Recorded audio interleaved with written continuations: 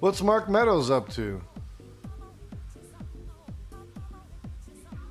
Newly obtained text messages and recent court filings fill in significant gaps about the key role a little-known Pennsylvania Republican congressman played at almost every turn in scheming to reverse or delay certification of the 2020 election. The texts, which were among those selectively provided by Donald Trump's former White House Chief of Staff, Mark Meadows, to the House Select Committee, show Rep. Scott Perry pushing to have the nation's top intelligence official investigate baseless conspiracy theories and working to replace the U.S. Acting Attorney General with an acolyte willing to do Trump's bidding. From an intel friend, DNI needs to task NSA to immediately seize and begin looking for international comms related to Dominion, Perry wrote to Meadows on November 12th, just 5 days after the election was called for Joe Biden. In the text, which has not been previously reported, Perry appears to be urging Meadows to get John Ratcliffe, then Director of National Intelligence, to order the National Security Agency to investigate debunked claims that Dominion voting machines were hacked by China. Perry, a 5-term congressman, is a retired brigadier general with nearly 40 years of military service, including flying combat missions in Iraq. Given this extensive background, he is likely familiar with the inner workings of government intelligence. Perry has thus far declined to voluntarily cooperate with the House Select Committee and in a previous statement has called the committee illegitimate. Perry on Tuesday refused to answer several questions from CNN at the Capitol about his text to Meadows. It's unclear whether Meadows responded to Perry's November 12th text. A source familiar with the situation tells CNN that Meadows did not approach Ratcliffe about what Perry was asking. Last year, Senate singled out Perry for his role in promoting Trump's election fraud conspiracies. The Meadows text provide new details into his effort behind the scenes. In particular, the text show how Perry, now the head of the House Freedom Caucus, was one of the most vocal advocates for recruiting top government officials to investigate baseless claims of voter fraud. Perry wrote to Meadows again on November 12th, claiming that the Brits orchestrated a conspiracy to manipulate voting machines in the U.S.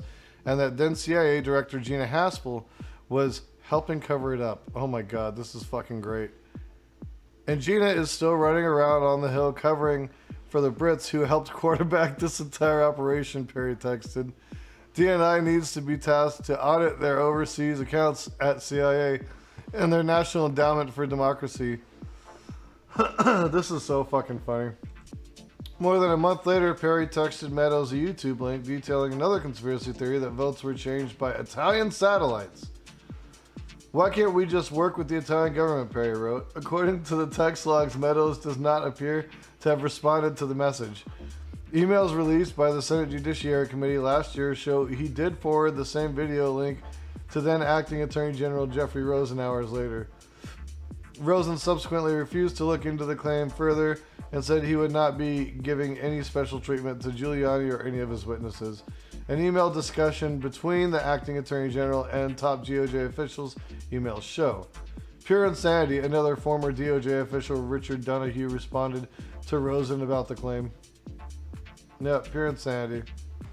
A new court filing also reveals how Perry played a key role in strategizing with Trump allies about throwing out electoral votes in states Trump lost. In testimony released on Friday, former Trump White House aide Cassidy Hutchinson told House investigators about Perry's role in White House strategy sessions. Mr. Perry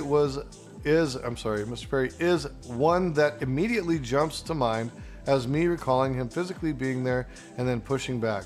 Hutchinson said, describing how the Pennsylvania Republican clashed with Trump's White House counsel over whether the plan for states to submit alternate state electors was legally sound. On November 21st, Meadows also went through Perry in order to get in touch with local lawmakers in his state. Can you send me the number for the speaker and the leader of PA legislature? POTUS wants to chat with them, Meadows wrote to Perry. More than a month later, Perry texted Meadows stressing a need for urgency as January 6th and Biden's inauguration were quickly approaching. Mark just checking in as time continues to count down, 11 days to 1/6 and 25 days to inauguration. We gotta get going, he wrote to Meadows. On 5 occasions, According to the text messages reviewed by CNN, Perry texted Meadows to request the conversation move to the encrypted messaging app Signal or to alert Meadows to a message he sent to the encrypted platform. Such a move could put the exchange out of the committee's reach because Signal does not collect or save user data, making it more difficult to provide that information to outside entities, including law enforcement and congressional investigators, even under subpoena. The committee has previously released a January 5 text message Meadows received from an unidentified member of Congress saying, "Please check your Signal." CNN has now confirmed that message did come from Perry. Enlisting Justice Department officials, the text also shows that Perry acted as a conduit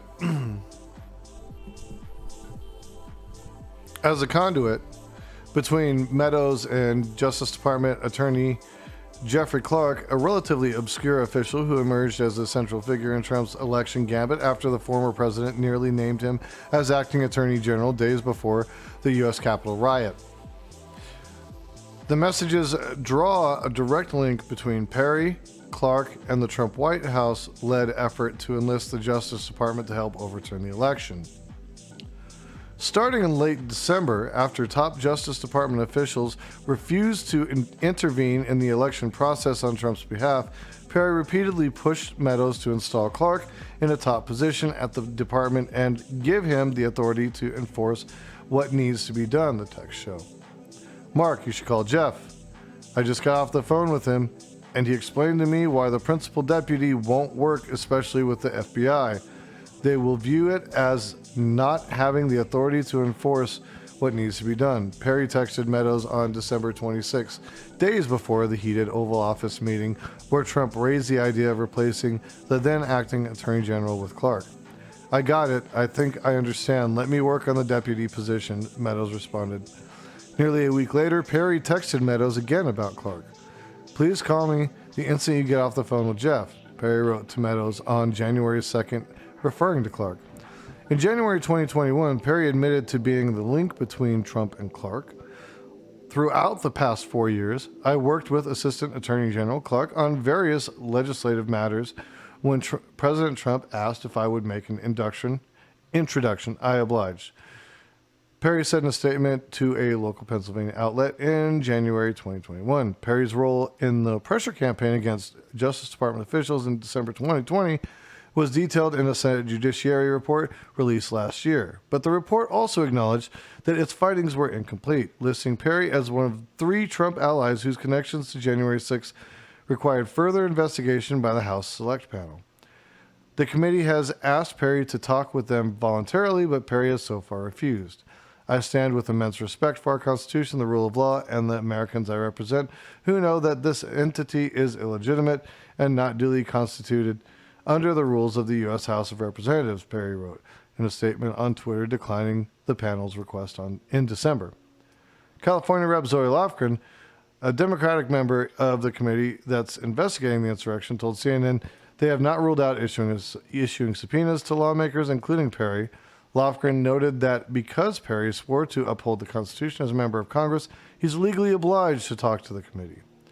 "We could do a variety of things to try to compel, but the main thing is he should come in and not try and hide the truth," Lofgren said. "We need to get to the bottom of this to protect our Constitution and system of government." Let's go. I'm with it. I love Zoe Lofgren. I think she's a total spitfire. She's badass. But yeah, these clowns need to be what they're doing.